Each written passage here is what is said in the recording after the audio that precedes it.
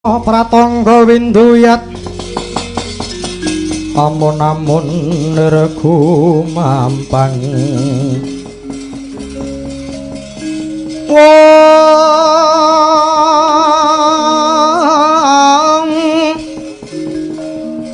maletik mancalat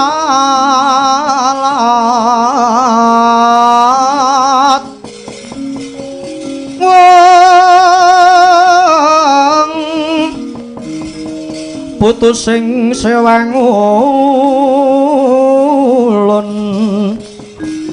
wong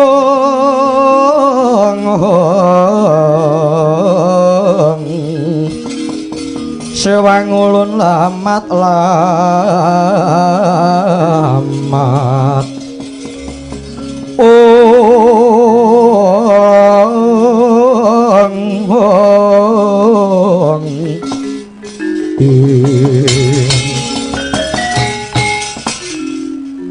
Hei, togok kula wonten dawuh bilung dalem bose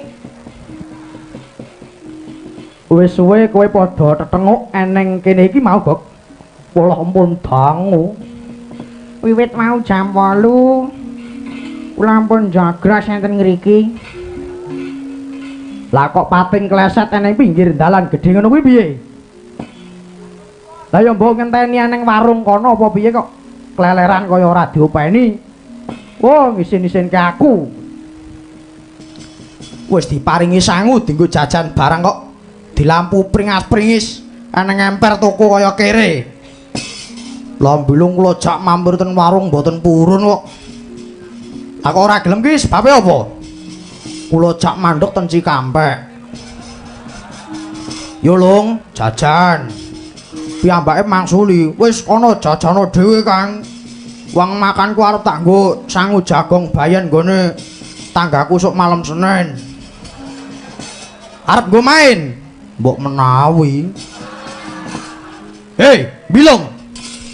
dalem Kowe isih kerasan melu aku apa ora? tesih Yen isih kepengin melu rombongan kene ora kena main. Kowe tak paringi sangu kuwi karepku supaya tok nggo ngopeni awakmu dinggo mangan eneng dalan. Ora kena dinggo banting kucing ngerti? ngertos sing manake iki jan bola-balik ya wis malah kancaku dhewe upama Kang Togo iki mau ora lapor mono jane sinuwun iki ya ora pirsa lho kancaku iki senengane kok do tumbak cucukan